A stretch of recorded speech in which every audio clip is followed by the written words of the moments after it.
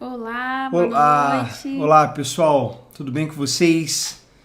Mais uma vez estamos aqui para mergulharmos no Evangelho.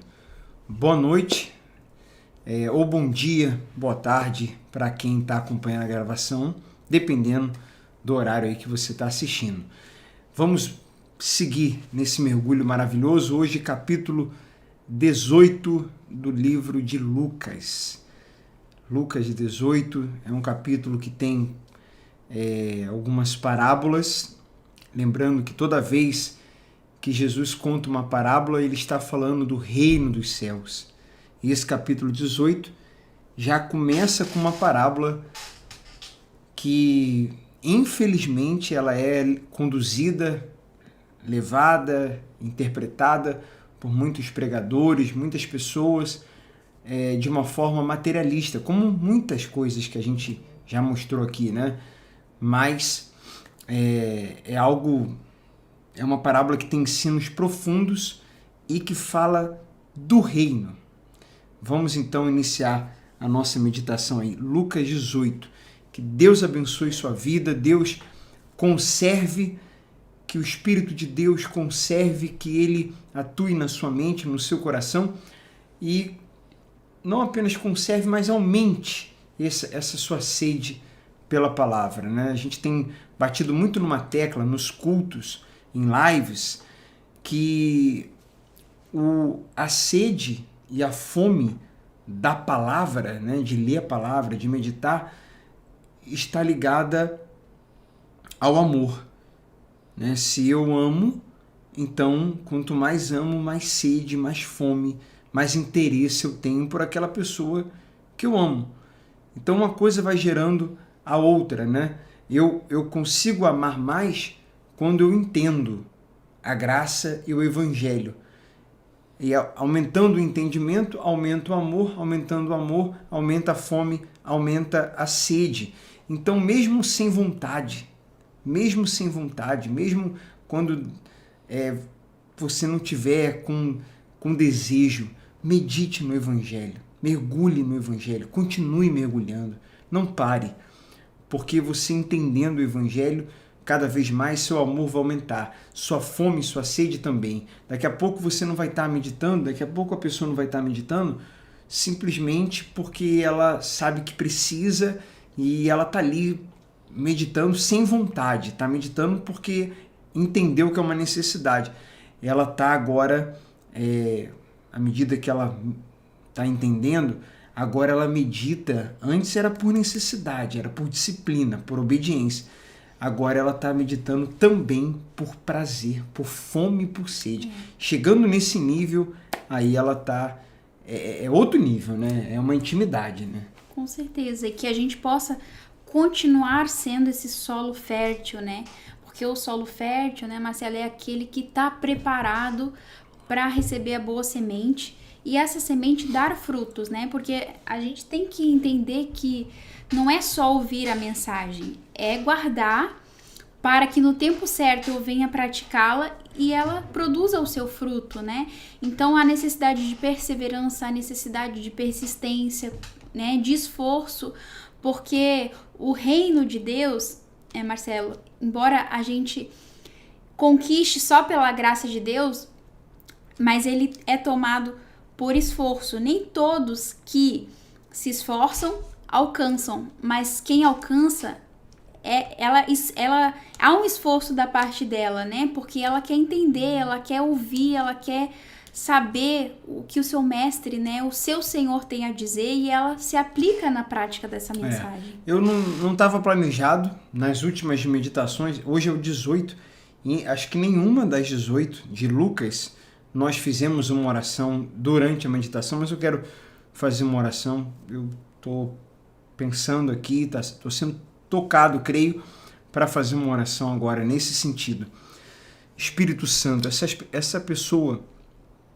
pessoas que têm mergulhado no Evangelho, que têm participado dessa série, que têm acompanhado, em nome de Jesus, quero pedir ao Senhor que revele o teu amor mais e mais, nos ensine a te amar, nos encha do teu amor, nos revele teu amor, nos capacite nos faz te amar mais.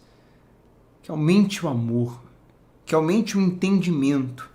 Ilumina o nosso entendimento para que aumente o amor. Aumentando o amor, a gente tenha mais fome e mais sede. Fome e sede do Senhor, fome e sede da Tua Palavra, fome e sede do Evangelho. E a gente possa ser saciado, transbordar e anunciar, testemunhar, compartilhar com outras pessoas. Em nome de Jesus, Espírito Santo, faça isso para a Tua glória, na vida de todos que têm participado dessa série. Amém. Amém. Obrigado. Glória a Deus. Amém. Vamos lá então, Lucas, capítulo 18. Pode iniciar a leitura aí, Michele. Então vou vamos acompanhar lá. aqui. A parábola da viúva persistente. Jesus contou a seus discípulos uma parábola para mostrar-lhes que deviam orar sempre e nunca desanimar. Disse ele: havia na cidade um juiz que não temia a Deus, nem se importava com as pessoas. Uma viúva daquela cidade vinha a ele com frequência e dizia: faça-me justiça contra o meu adversário. Por algum tempo, o juiz não lhe deu atenção, mas, por fim, disse a si mesmo: não temo a Deus e não me importo com as pessoas, mas essa viúva está me irritando. Vou lhe fazer justiça, pois assim deixará de me importunar. Então o Senhor disse: aprendam uma lição com o juiz injusto. Acaso Deus não fará justiça aos seus escolhidos que clamam a Ele dia e noite? Continuará a adiar sua resposta? Eu afirmo que Ele lhes fará justiça, e rápido. Mas, quando o Filho do Homem voltar, quantas pessoas com fé Ele encontrará na terra? Então, como eu falei na introdução, e agora a gente vai dar continuidade, eu tenho duas coisas para comentar aqui, principais. Poderíamos falar outras, mas duas principais, duas essenciais. Primeira, o contexto. A gente está vindo do capítulo 7, que fala de salvação, da volta de Cristo. O capítulo 17, falei 7? O capítulo 17, que fala da volta de Cristo, que fala da salvação, que fala do reino.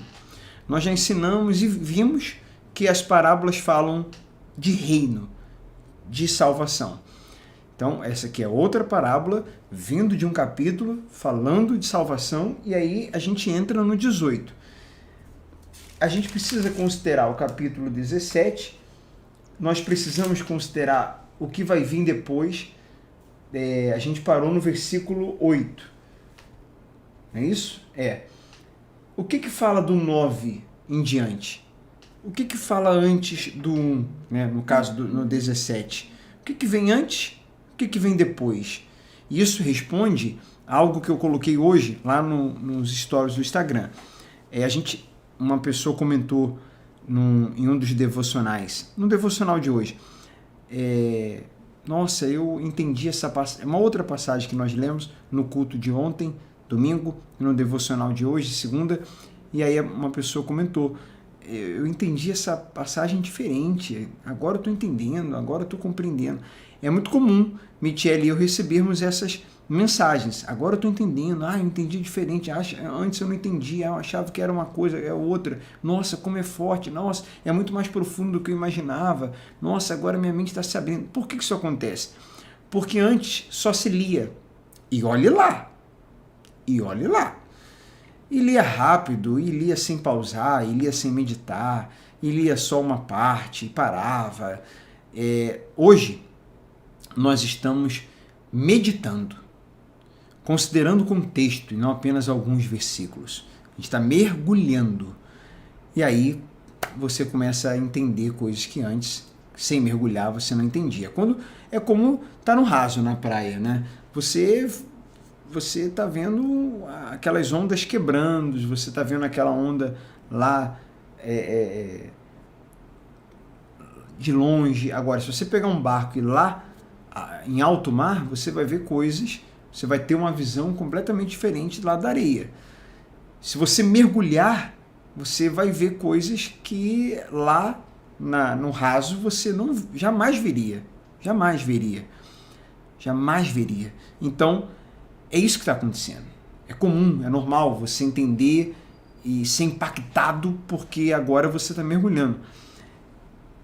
E o que essa passagem está falando? Fala da volta de Jesus, principalmente. Principalmente. Quando ele voltar, e está claro isso aqui no final, quando ele voltar, ele vai encontrar fé na terra? Então, o que Deus espera?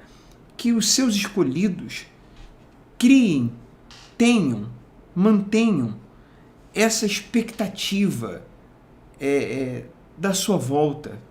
Não medo, não paranoia, não receio e também não ansiedade carnal, mas uma expectativa, uma alegria. E se mantenham na fé, orando dia e noite por esse retorno. Porque, gente, isso é algo glorioso dentro do Evangelho, dentro do que aprendemos com Cristo, né?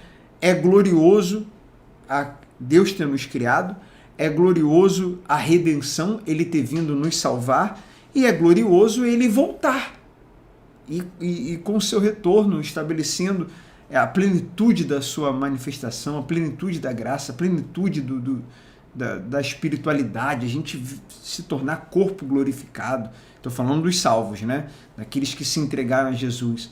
E aquela pessoa que está com Cristo, como que ela não vai criar uma expectativa com respeito a isso? Como?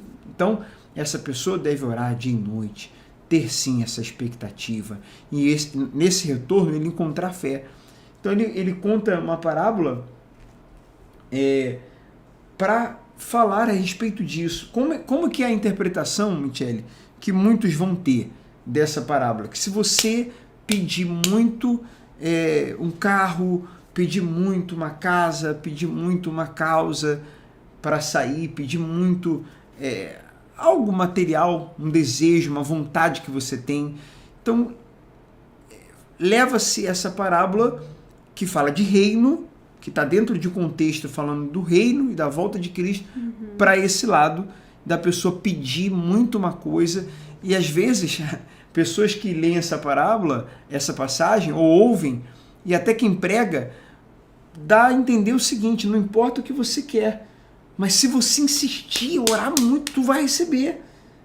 Porque... nem saber se é daquilo da vontade de Deus, não. Só insiste, que ele vai chegar uma hora e eu falo assim: olha, não era da minha vontade não, mas já que tu tá me importunando, já que tu tá pedindo aí, eu vou fazer, mesmo não sendo da minha vontade. Não é disso, não é isso que a parábola tá ensinando, de forma alguma. Até porque, né, se fosse, entraria em contradição com outras passagens que fala, né, que o Pai cuida da gente, que antes da gente pedir, ele já sabe aquilo que a gente quer, né, mas a gente entrega, a gente pede como forma de fé, mostrar nossa fé e confiança, porque a gente crê que ele, né, tá ouvindo as nossas orações, e não é que a gente não possa pedir, a gente pode pedir, porém o foco é o reino, né, então essa insistência para que ele volte é para que a igreja dele seja preparada, porque isso. O principal fator, né, Marcelo, para ele voltar é que a igreja esteja preparada, porque o tardar dele voltar é justamente a sua misericórdia. Exatamente. Por isso que por ele já teria voltado, né? E a gente também que queria que ele tivesse voltado. Mas quantas pessoas ainda faltam ouvir do evangelho da verdade? Aqui no Brasil, por exemplo, a gente precisa evangelizar os evangélicos, né? Que aprenderam um evangelho distorcido, misturado, e estão distantes de Cristo e acham que conhecem a Jesus. Mas Jesus ainda não as conhece, porque se conhecesse, elas produziriam frutos desse novo nascimento. E essa é a ótica de justiça. Lembra que está escrito: buscar em primeiro lugar o reino e a justiça? Essa ótica de justiça é de salvação, é de obediência, de justo. O justo que, por meio da fé, justificados por Cristo, pelo sacrifício de Cristo. Não é essa justiça do fulano fez algo contra mim. É muito mais. Pode até ser, Deus é justo e ele também faz justiça. Se alguém foi vítima de uma injustiça, está sendo acusado de uma coisa que não fez, mas é muito mais do que isso, é muito mais profundo do que isso. Pode ser isso também, mas é muito mais, é muito, muito, muito, muito mais. Então ele fala, buscai o reino e a justiça, e as demais coisas serão acrescentadas. E uma outra coisa, quando ele vai agir, aí ele age rápido. Mas essa questão que a gente tem de espera, né? Espera no Senhor, confia. Primeiro que o nosso tempo não é o tempo dele. E segundo, que é o principal que eu quero falar, é que quando Deus, enquanto ele não está fazendo, né? Enquanto a gente está esperando, enquanto na ótica humana está demorando, Deus está nos preparando, como você falou, preparando a igreja dele para a volta. E até para quando ele vai nos abençoar, né, ele também nos prepara.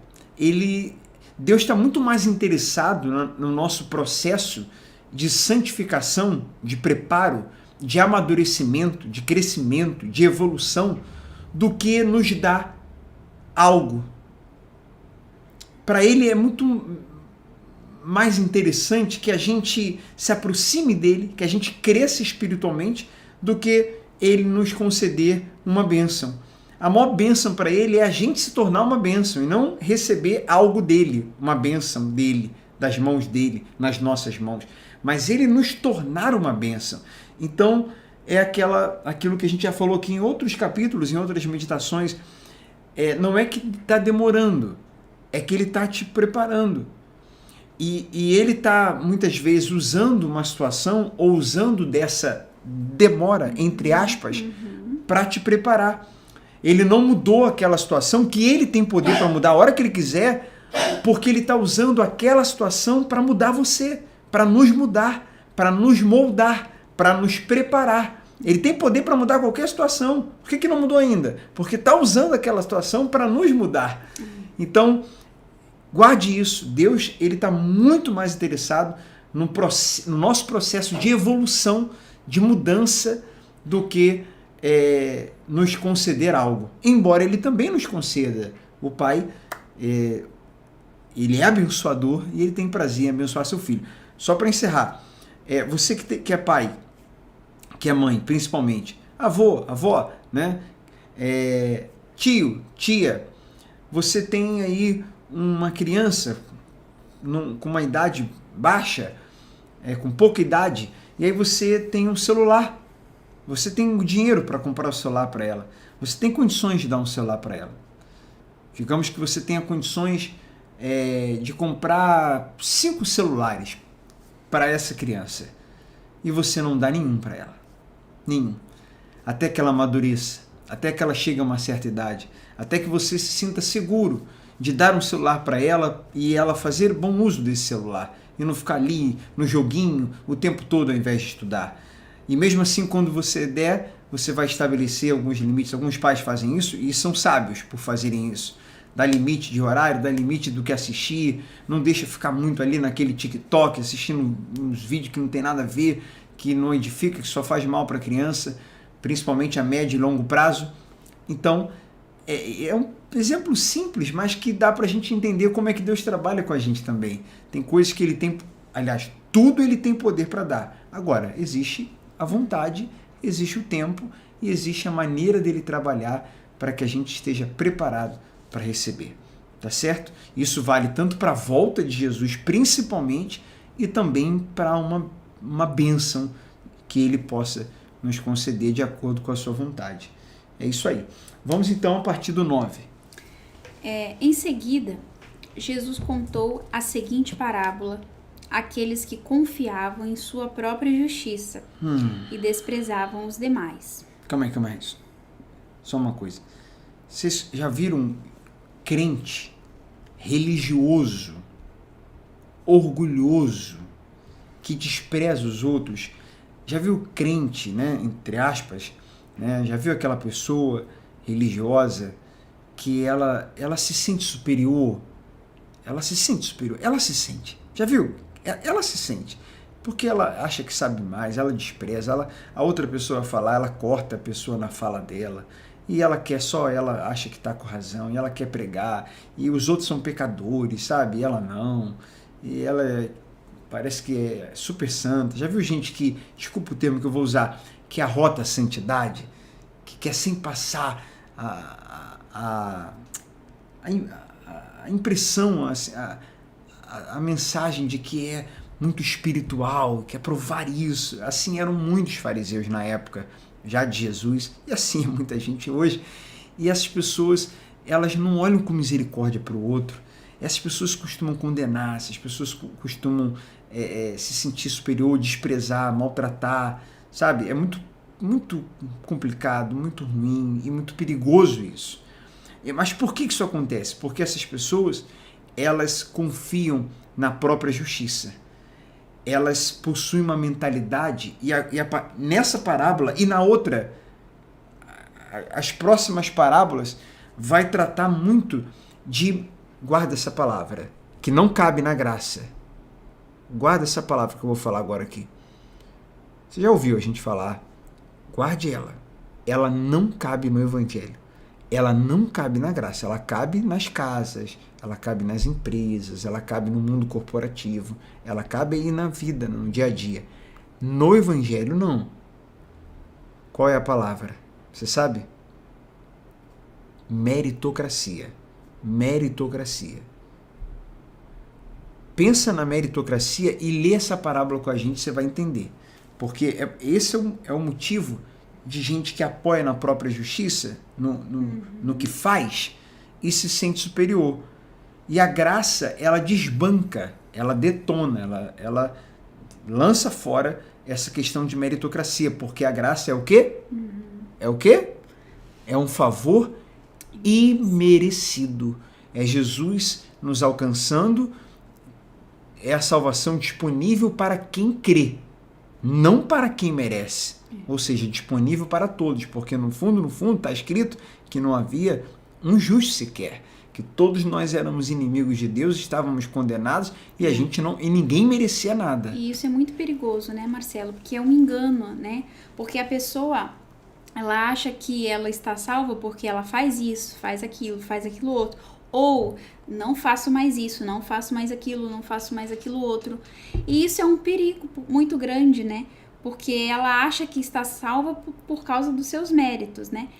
E a gente sabe, né? Jesus já deixou claro, e também nas cartas à igreja, o tempo todo a gente lê sobre isso, né? Que a gente não é salvo pelos nossos méritos, mas pelos méritos de Cristo, porque Ele foi o único justo e perfeito e sem pecado, né? O único que cumpriu a lei, né? Exatamente. E ninguém vai entrar no céu achando que foi pelos seus méritos. E é um alerta.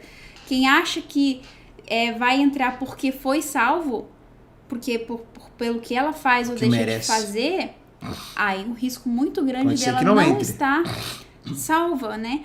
Porque ela não está enxergando seus próprios pecados. Porque ela está se baseando pelo que ela faz. Mas o coração dela já está se achando superior ao outro. E isso já é um pecado, né? E aquele... Não tem como não lembrar, né? Senhor, nós curamos, quer dizer, realizamos cura, fizemos cura.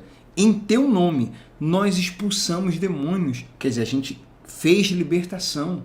A gente fez muita libertação. A gente ajudou pessoas que estavam doentes, pessoas que estavam endemoniadas. Em teu nome a gente curou, a gente libertou. Apartai-vos de mim, que eu não vos conheço. Quer dizer, eles se surpreenderam, né? Como, Senhor, a gente curou, a gente fez. Porque eles estavam apoiados, como a gente acabou de ler. Eles estavam confiando não em Cristo, não na graça, mas confiando em sua própria justiça, naquilo que faziam.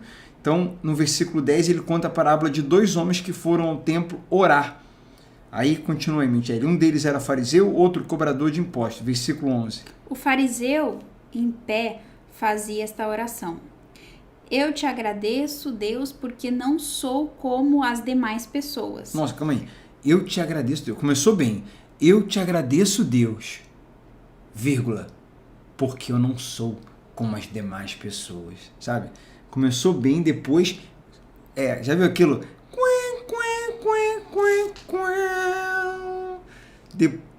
Começou bem, ó, eu te agradeço, pô, começou com gratidão, porque eu não sou como as demais pessoas. Aí entrou o orgulho, e agora vai só descer, a oração vai descer ladeira abaixo. Continue aí. Desonestas, pecadoras, adúlteras e... Falando das outras pessoas, E né? com certeza não sou como aquele cobrador de impostos. Jejuo 2 vezes por semana e dou o dízimo de tudo que ganho. Quer dizer, em outras palavras, me atenda porque eu mereço. A gente já falou em outra ocasião que essa oração no fundo, não foi uma oração de uma pessoa para Deus, foi uma oração de si para si, né? Ele se colocando como alguém merecedor, né? Apoiado nos méritos. Eu jejuo, faço isso, eu dou dízimo de tudo, eu não faço isso, eu não faço aquilo, eu não faço aquilo outro, e olha, também não sou como aquele cara ali, ó. Eu sou bom. Me atenda porque eu sou bom. Aí deve se tivesse a canção do Roberto Carlos, com certeza seria a canção que ele usaria, né? Ele não ia cantar um louvor, ele ia cantar: Senhor, esse cara sou eu. Não tem a canção do Roberto Carlos? Esse cara sou eu. Esse fariseu, acho que ia cantar essa canção. Esse cara sou eu, me atenda. Mas vamos lá. Como é que foi a oração do cobrador de impostos, que a gente já explicou aqui várias vezes em outros capítulos, que era um pecador, sim, era um homem justo, cobrava impostos, cobrava mais do que devia, muitas vezes faturava ali ilicitamente, mas esse homem estava arrependido. Vamos observar como é que foi a oração dele. Fala aí, Michele. Versículo 13. O cobrador de impostos ficou à distância e não tinha coragem nem de levantar os olhos para o céu enquanto orava. Em vez disso, batia no peito e dizia: Deus, tem misericórdia de mim, porque sou pecador. Eu lhes digo que foi o cobrador de impostos e não o fariseu que voltou para casa justificado diante de Deus. Aqui Jesus está dizendo: quem foi justificado foi o cobrador de impostos. Gente, isso aqui eu fico imaginando as pessoas na época ali ouvindo Jesus falar isso. Isso é um escândalo. Como assim? O fariseu, conhecedor da lei, sabe tudo das escrituras, ele não foi justificado? O cobrador de impostos foi... Ah, não, para. Não. Por causa da fé e da humildade. Porque o cobrador de impostos, embora ele fosse pecador e cobrador de impostos, na verdade os dois eram pecadores, e ele se via como pecador e alguém carente da misericórdia. Ele se apoiou, ele estava apoiado na misericórdia e na graça. O outro se apoiou nele, no que ele fazia. Então, gente, isso não ensina pra gente? Isso não... Porque olha só, tá vendo que essa parábola, esse capítulo 18 é um capítulo também de muito de oração, né? Orar dia e noite aos seus escolhidos, fazer justiça na expectativa da volta de Jesus, orar pela vontade de Deus, pela justiça, porque a vontade de Deus é justa, né? E é boa, perfeita e agradável. E agora orar pedindo misericórdia. Está ensinando, o capítulo todo está nos ensinando a orar, está nos ensinando a nos relacionar com Deus. E na oração do Pai Nosso já tem esse pedido, né? Da gente pedir perdão, perdoa as nossas dívidas, assim como nós temos perdoado os nossos devedores. Ou seja, é uma coisa constante. Constantemente a gente tem que estar se limpando, constantemente a gente tem que estar perdoando o próximo, pedindo porque sempre estão também, né, nos ofendendo, enfim, nos fazendo coisas que a gente não gostaria que fossem feitas, né? Então, assim como Deus nos perdoa quando a gente é humilde, né, e sincero, a gente também precisa perdoar. E também fala na oração: não me deixe cair em tentação. Ou seja, a gente precisa estar com, né, você falou, né, Marcelo, apoiado na graça, na misericórdia, para que ele nos livre do mal, né? E aí, para encerrar, ele fala, né? Pois aqueles que se exaltam serão humilhados, e aqueles que se humilham serão exaltados. Os humilhados serão exaltados, vocês sabem, né? Que não existe isso. Isso aí deturparam provavelmente esse versículo, criaram essa frase Isso não está na Bíblia, isso está errado. Isso dá a entender de que você for humilhado, fica tranquilo, Deus vai te exaltar, pô. Deus vai te honrar. Não existe isso. Ele está falando aqui que Deus, ele exalta aqueles que se humilham para ele, né? Aqueles que creem na sua graça e misericórdia e se submetem, se humilham. E não que ele sai por aí honrando a todos que são humilhados. É uma coisa de forma automática.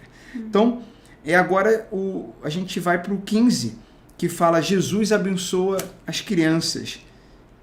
E repare que a gente continua nessa questão da meritocracia.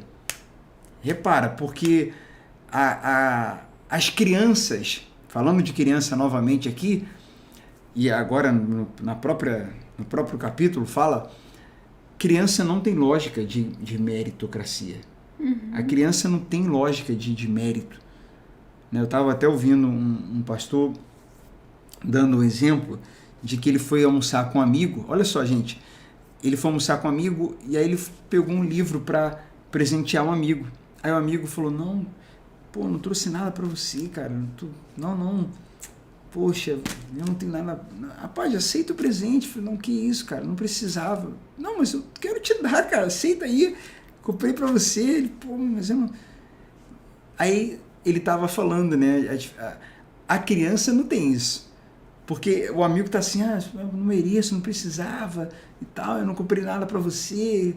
Nessa mentalidade de ter algum mérito para ganhar aquele livro, né? Criança, você já viu alguma criança, você vai dar um presente para ela e fala: não tio, não tia, não mãe, não vovó, eu não mereço, não precisava. A criança, ela pega o presente, é meu, viu?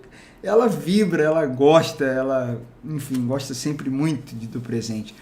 Então tem gente que precisa entender que a graça é esse presente, que esse Deus cheio de graça, ele nos presenteia, ele nos abençoa, e ele espera que a gente seja como uma criança. Ele é um pai que não se importa, né, da gente falar sempre que não sabe, que quer aprender, que errou, que ele mostre o caminho, que ele tá sempre...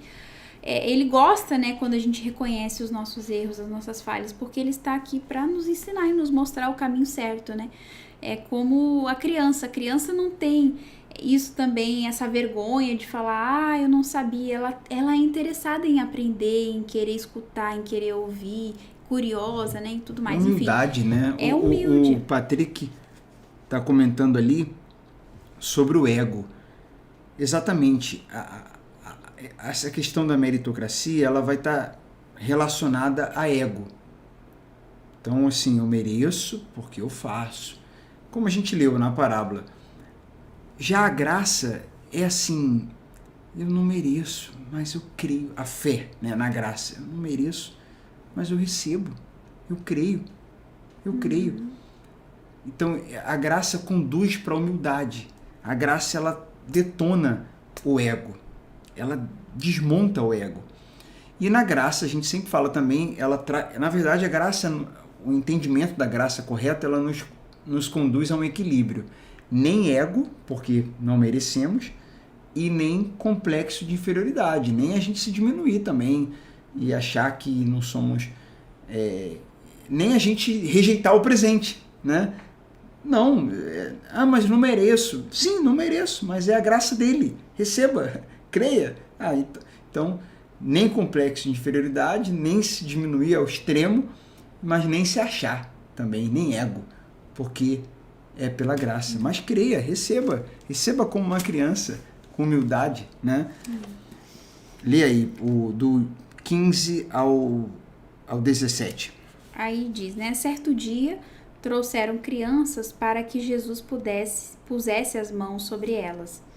Ao ver isso, os discípulos repreenderam aqueles que as traziam. Aqui os discípulos ainda estavam aprendendo, né, gente? Sim. Então, de vez em quando, eles davam essas batatadas, né? Lá na frente, eles vão dar outra batatada. Eles não conheciam a Jesus ainda, né? Estavam conhecendo. Isso. Tem outra batatada nesse capítulo Ao ver isso, os discípulos repreenderam aqueles que as traziam. Jesus, porém, chamou as crianças para junto de si e disse aos discípulos: Deixem que as crianças venham a mim. Não as impeçam, pois o reino de Deus pertence aos que são como elas. Eu lhes digo a verdade: quem não receber o reino de Deus como uma criança, de modo algum entrará nele.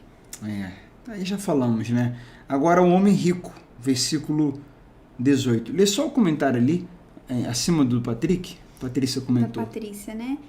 O Senhor Jesus se agrada da oração feita com sinceridade, pois pecadores somos todos, mas é justamente um coração quebrantado e sincero que faz toda a diferença, e não o merecimento. Perfeito, é isso aí. Certa vez um homem de alta posição perguntou a Jesus: bom mestre, que devo fazer para herdar a vida eterna? Versículo 19. Por que me chama de bom? Perguntou Jesus. Apenas Deus é verdadeiramente bom.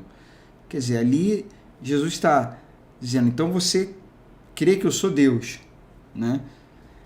No versículo 20, só que nós vamos ver aqui que esse homem, ele tinha um outro Deus, um outro ídolo, ídolos do coração, que infelizmente acontece muito, né? Esse homem tinha um outro Deus, um outro ídolo. Então ele era dividido, ele sabia que ali ele estava diante de Deus, mas ele tinha um outro. Isso é muito reflexivo, muito profundo. Versículo 20, leia, Michele. Você conhece os mandamentos: não cometa adultério, não mate, não roube, não dê falso testemunho, honre seu pai e sua mãe. O homem respondeu: tenho obedecido a todos esses mandamentos desde a juventude. Só uma coisa, rapidinho. Jesus levou intencionalmente, né, propositalmente, Jesus sabe o que estava fazendo, o que estava falando, para o lado da meritocracia. Ele deu uma levada ali. E aí o homem, ele sabia, né, o homem respondeu: eu tenho feito tudo isso. Ah, ok. Então, aparentemente, né, externamente, você vem cumprindo. Como Jesus conhece os corações, ele é Deus, e Deus sonda a mente, sonda o coração, conhece o nosso interior. Jesus sabia que havia, como eu disse, um ídolo, um Deus no coração daquele homem, que até cumpria os mandamentos. Então veja, pessoal, às vezes a pessoa, ela é bacana, ela é boa, ela é correta, ela é ética, ela é boa pagadora, é responsável, sabe? É uma boa funcionária, é uma pessoa, um bom funcionário, um bom empresário, uma pessoa que paga direitinho, sabe? Não sonega, não engana, não é uma pessoa correta. Mas ela, todos nós, você, Tiele, eu, precisamos analisar o nosso coração. Não é sobre o que fazemos, apenas não é sobre os mandamentos que conhecemos e praticamos, mas a pergunta é: como está o nosso coração? Como está o nosso coração? Porque o coração desse homem tinha um Deus, e a gente vai ver exatamente isso aqui agora. Versículo 21, né? O homem respondeu: tenho obedecido todos esses mandamentos desde a juventude. Quando Jesus ouviu sua resposta, disse: ainda há uma coisa que você não fez. Venda todos os seus bens e dê o dinheiro aos pobres. Então você terá um tesouro no céu. Depois vem e siga-me. Ao ouvir essas palavras, o homem se entristeceu, pois era muito rico. Era uma pessoa... vamos comentar aí Jesus aqui. Falou, né? Era uma pessoa que se apoiava na riqueza que tinha. Lembra do fariseu que se apoiava na própria justiça? Esse aqui se apoiava na própria justiça também, porque praticava os mandamentos, e se apoiava na riqueza. Gente, a salvação, o que Deus espera de nós é que a gente se apoie nele, se apoie em Cristo, se apoie no que Cristo fez, no seu sacrifício perfeito, Não, vou sacrificar para chamar a atenção de Deus. Não se apoie nisso. Não é isso. Não vai por esse caminho. Mas creia, valorize o sacrifício único, definitivo, perfeito que foi feito. Sacrifício perfeito que foi feito. Vou repetir. Único e definitivo, eficaz, perfeito, que já foi feito. Creia. Creia. Não, mas deve ter mais coisa para fazer. Creia. Não, mas é muito simples isso. Creia nessa simplicidade. Creia. E aí, outra coisa que fica claro aqui, que o que nós fazemos é consequência do que somos. Jesus fala, tem uma coisa que você ainda não faz. Então ele não fazia. Por que ele não fazia? Porque ele era avarento. Então se ele era avarento, é o ser. Ele não fazia, ele não ia fazer. Vou repetir, o fazer é consequência do ser. Eu faço o que eu sou. Então, se ele não fez o que Jesus falou para ele fazer, por consequência do que ele era avarento. Ele era dividido, ele tinha um outro Deus, e esse outro Deus você já sabe qual é. Era o dinheiro. Era o dinheiro. O problema é do dinheiro? Tem problema ter dinheiro? Tem problema ter dinheiro é pecado? As pessoas que têm dinheiro não serão salvas? Não é isso. O problema é eu fazer do dinheiro e de qualquer outra coisa, de qualquer outra pessoa, um Deus. E como que eu sei que uma pessoa ou uma coisa é um Deus? Quando eu peco para ter aquilo. Ou quando eu peco para manter. Ah, por favor, guarde essa. Anote, guarde essa aí. Quando eu preciso pecar para ter algo, aquele algo é meu Deus, é um ídolo. Quando eu preciso pecar para ter algo, aquele algo é meu Deus.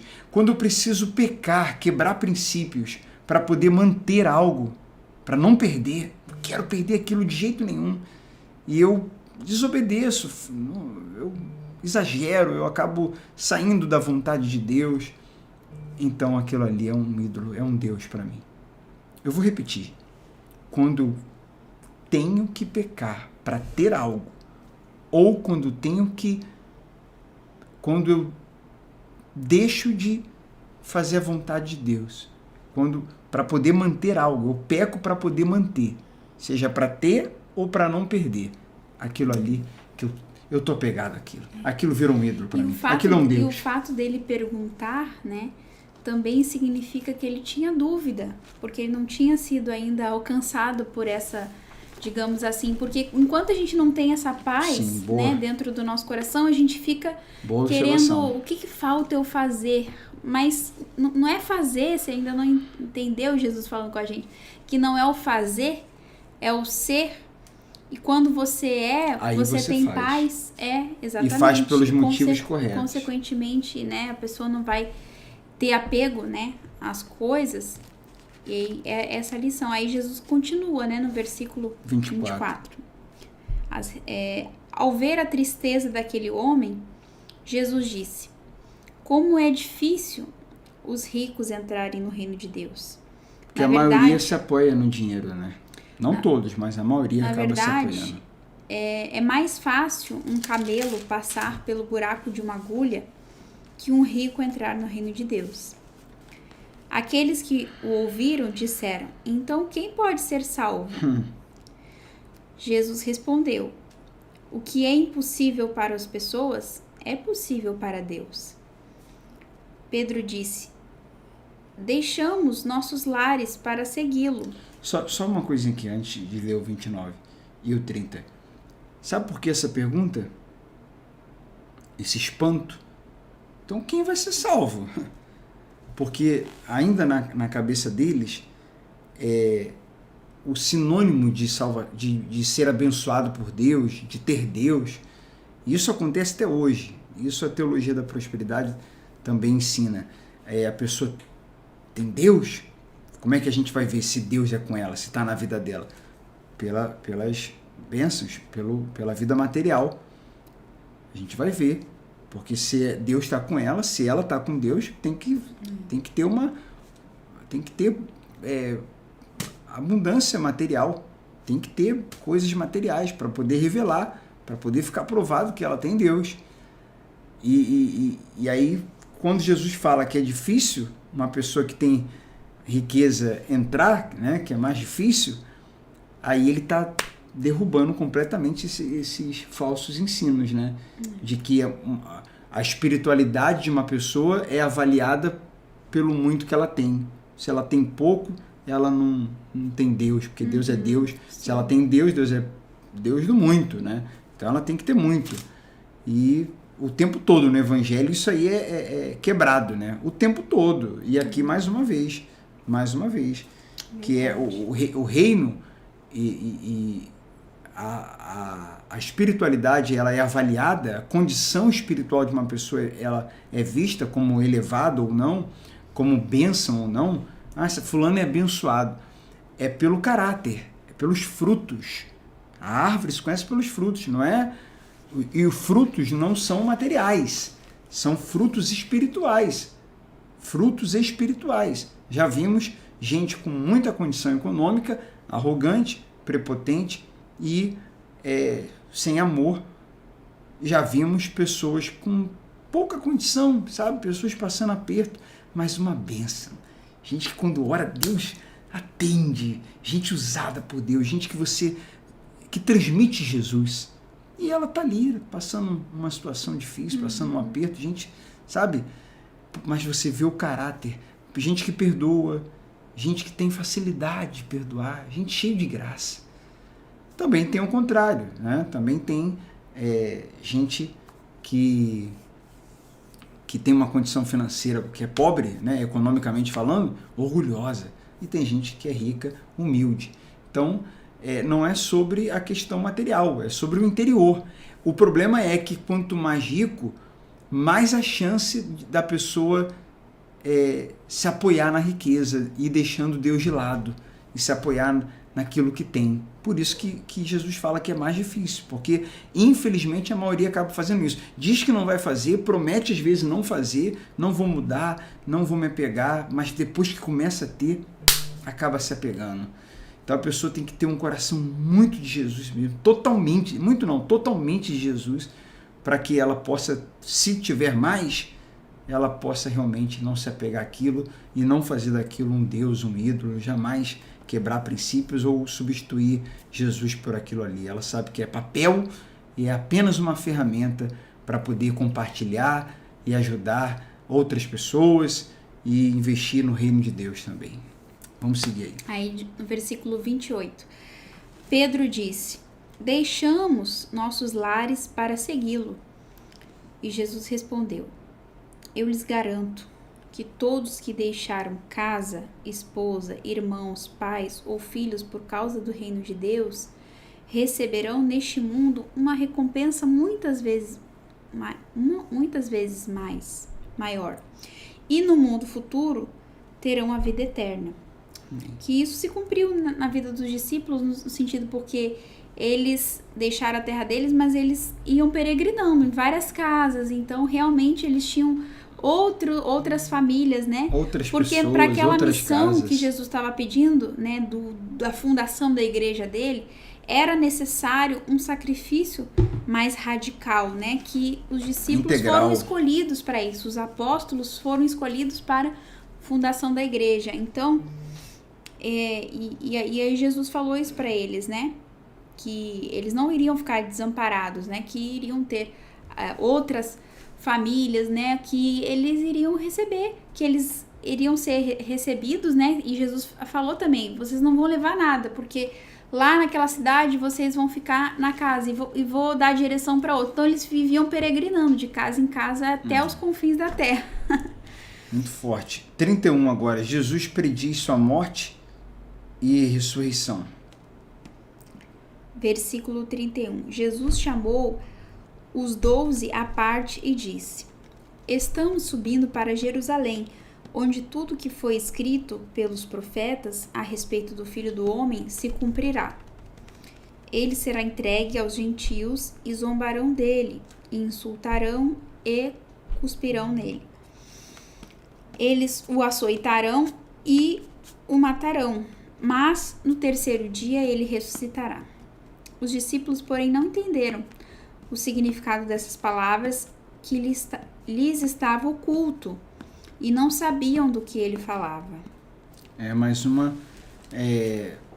batatada, né? Mais uma, como nós falamos, ainda estavam conhecendo, ainda estavam entendendo, ainda estavam amadurecendo.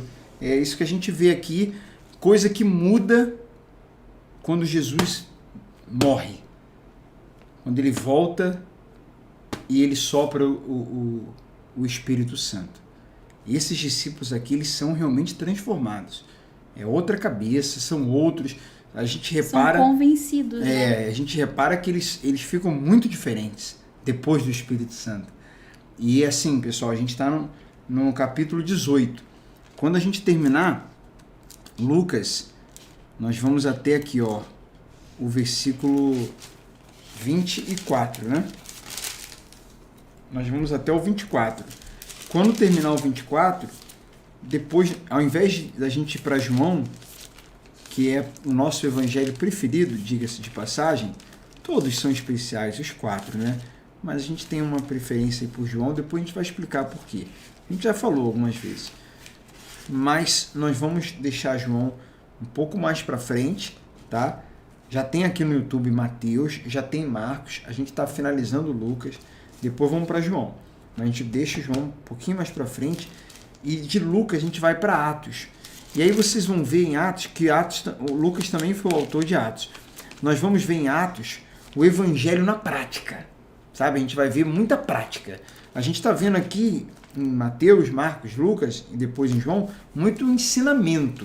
Tem prática também, mas aí a gente vai ver os discípulos com o Espírito Santo começar a praticar aquilo que Jesus já lá atrás falou para eles, né? Jesus disse, eu estou indo, mas eu vou enviar o Consolador. E aí vocês vão ver os discípulos já não dando essas batatadas, né? Já entendendo profundamente o plano de Deus, a vontade de Deus, e sendo ousados. Você vê no Evangelho Pedro negando, você vê em Atos esse Pedro, meu Deus, você vê no Evangelho ali ainda um Pedro covarde, mas você vê em Atos um Pedro extremamente corajoso e ousado. Isso é o Espírito Santo que faz. Aqui o Alessandro está falando, ó, que meditação gloriosa. E pensar que a parte do início, onde cita a viúva que insistia com o juiz, era só para dar embasamento para a campanha da justiça. Hoje vejo que vai muito além das coisas materiais. Com certeza, Alessandro, não sei qual que altura você tá no mergulho aí, mas continua, porque você vai aprender muito mais coisas assim que a gente aprendeu de forma equivocada, né? E isso isso nos transforma, nos dá uma transformação, renovação de mente, faz a gente entender a palavra de Deus corretamente e realmente ter esses frutos de transformação, de vida, de salvação, né? Que infelizmente a religião deturpa, né? E cria mecanismos para arrecadação, né, de dinheiro e muda o foco, né, infelizmente. Muda o foco. Muitas passagens, né, no Evangelho que hoje a gente vê e fala, nossa, isso aqui é sobre Jesus, é sobre o reino, é sobre a volta dele, não é sobre... Por exemplo, a que eu cito muito, a que mais me mexeu, uma das que mais mexeu comigo é a pesca maravilhosa, né? Porque se dá muita ênfase, né? A teologia da prosperidade se dá muito, a pregação motivacional para a campanha, como o Alessandro colocou aí, foca nos peixes, que a rede voltou cheia. Sim, a rede voltou cheia, foi uma benção, foi uma pesca extraordinária, maravilhosa. Jesus faz milagre mesmo, faz maravilha. Só que essa passagem não é sobre o peixe, nem a quantidade, é sobre Jesus. Que Pedro, quando viu aquela rede cheia, ele diz aqui na Bíblia, no Evangelho, que ele se prostra e fala para Jesus assim, se afaste de mim, porque ele se acha indigno. Ele é profundamente tocado. Sabe? É como se ali, de uma vez por todas, ele entendesse: esse Jesus aí é o Messias. É o Messias. Então a gente aprende também que esses milagres que Jesus fazia, né, esses sinais, era justamente apontando para a divindade dele. Porque o grande desafio naquela época eram as pessoas entenderem que ele era o Messias, né? Para que elas pudessem ser salvas, né? Então não é sobre peixe, não é sobre responder, a gente pedir muito uma coisa que a gente quer e receber, não é sobre o pão, é sobre ele, é sobre a pessoa de Jesus. Esse Jesus, eu falei para uma senhora hoje no atendimento, ele dá pão? Sim, ele dá o pão de cada dia. Se for preciso, ele multiplica? Eu creio que ele multiplica, ele não mudou. Mas é muito mais que isso, é sobre ele. Ele é o pão. A gente precisa buscá-lo como o pão, não como alguém que dá pão. Ele não é um padeiro, né? Jesus não é um padeiro, não desmerecendo uma ótima profissão, é uma profissão nobre, como todas. Mas Jesus não é um padeiro, ele não é um distribuidor, nem um distribuidor de pães. Ele é o próprio pão, o pão vivo que desceu do céu, o pão da vida. Então é ele que a gente deve focar, buscar e priorizar. Então ele dá pão, ele cuida da gente, ele abençoa. E quando o coração da pessoa é todo dele, aí mesmo que ele vai abençoar aquela pessoa, sabendo que ela não vai trocá-lo por nada que ele deu a ela, porque ela já entendeu que ele é tudo. Então, para encerrar aqui, é muito forte, né? Se deixar, a gente vai... Versículo... Vai ler? Quer que pode ler? Pode ler aí. Versículo 35. Última passagem, né? É. Quando Jesus se aproximava cura o mendigo, certo? Quando Jesus se aproximava de Jericó, havia um mendigo cego sentado à beira do caminho. Ao ouvir o barulho da multidão que passava, perguntou o que estava acontecendo. Disseram que Jesus de Nazaré estava passando por ali. Então começou a gritar: Jesus, filho de Davi, tenha misericórdia de mim. Com certeza ele já tinha ouvido falar de Jesus, sim, né? E que a fama dele sobre o Messias, né? E aí ele aproveitou a oportunidade. Jesus, filho de Davi, tenha misericórdia de mim. Olha a passagem, né? Tenha misericórdia. Tenha misericórdia. Faz quantas vezes, já que o nosso amigo aqui, publicano, né, tá falando da era que a gente aprendeu errado, né? Quantas vezes a gente já tinha que fazer algo para chamar a atenção de Deus, no sentido de dar alguma oferta, ou, enfim, de fazer algo, algum ritual, alguma coisa, para que Deus fizesse, né? E aqui a gente vê exatamente, se a gente analisar, o que ele fez. Ele viu a oportunidade que Jesus estava ali passando e ele clamou por misericórdia. Não porque, o Senhor tem que me curar, já que o Senhor é o Messias, ou sou eu, ou o Senhor não é, quero ver que o Senhor é mesmo e tal. Não, nada disso. E outra coisa que me chama a atenção aqui é que ele estava enxergando mais do que muita gente que enxergava. Exatamente. Porque quantas pessoas que não viam Jesus, que não se abriam para ele? Principalmente os religiosos, os líderes religiosos. Então ele estava cego fisicamente, por enquanto, porque no sentido espiritual ele já estava enxergando. Ele estava enxergando Jesus como Messias e por isso que ele clamou pedindo misericórdia. E aí ele continuou. Os que estavam mais à frente o repreendiam e ordenavam que ele se calasse. Mas ele gritava ainda mais alto: Filho de Davi, tenha misericórdia de mim. Então Jesus parou e ordenou que lhe trouxessem o homem. Quando ele se aproximou, Jesus perguntou: O que você quer que eu faça? Senhor, eu quero ver, respondeu o homem. E Jesus disse: Receba a visão. Sua fé o curou. No mesmo instante, o homem passou a enxergar e seguia Jesus, louvando a Deus. E seguia Jesus, que legal, né? E todos que presenciaram isso também louvavam a Deus. E seguia Jesus. E assim, pode parecer óbvio, né? Para encerrar, terminamos. Para encerrar, pode parecer óbvio, né? Você vai perguntar para um homem que tá cego, se ele quer enxergar, é o que ele quer ver. Mas não é não. Porque ele poderia, sabe, o que você quer que eu te faça? Imagina quantas outras coisas ele podia pedir. Parece que nos dias de hoje muitos pediriam, me dá uma casa, né? Quero uma esposa, quero me dar uma casa adaptada para deficiente físico, para quem não enxerga. Junto com essa casa, uma esposa, me dá outras coisas. Mas ele entendeu o que era o mais importante. Então, levando isso pro espiritual, sabe? Se Jesus chega pra gente e fala, o que você quer? Gente, me faz te conhecer. Eu quero conhecer Jesus. E também um detalhe, quero né, te conhecer, Marcelo, me faz enxergar mais quem o Senhor é. E que era justamente o que deixava ele dependente, né?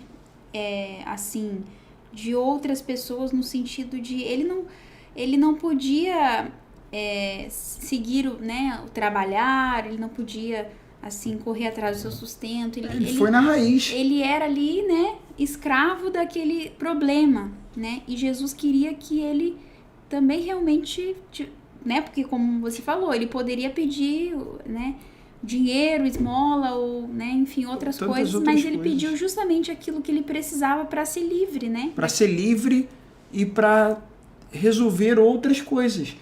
É como a gente vai atender as pessoas. Hoje eu estava atendendo uma outra pessoa, isso foi um outro atendimento, hoje, que eu falei, olha, a senhora está entendendo que o seu problema não é o que você pensa? E eu falo isso para todas as pessoas. As pessoas pensam que o problema delas é algo que não é. Por que a gente fala isso? Porque existe uma raiz. E a raiz é o meu relacionamento com Deus. É eu enxergar o que eu não estou enxergando. É entender mais a Bíblia. É entender quem Jesus é. Quando eu resolvo esse problema, esse é um problema. Esse é o principal. Eu estou pronto para resolver qualquer outro. Esse é o problema. Então ele agora está enxergando, vai trabalhar. Ele enxergando vai poder escolher a mulher para ele casar, né? Ele vai poder ver, ele vai poder fazer as outras coisas. Ficava ali, né, na beira do caminho pedindo esmola, então assim, dependia o tempo todo de outras pessoas. É um problema que você resolvendo esse, você consegue resolver outros. E esse problema é o de vencer a carne, é o de nascer de novo. É o de ver Jesus, é o de conhecê-lo, é o de conhecer a palavra. Isso aí que a gente tem que investir, pessoal. É isso aí. É isso aí que vai lhe dar condições de resolver todo o restante. Fazer a gente enxergar, né, nitidamente. Tá bom? Então, muito bacana vocês comentando aí. E vamos continuar.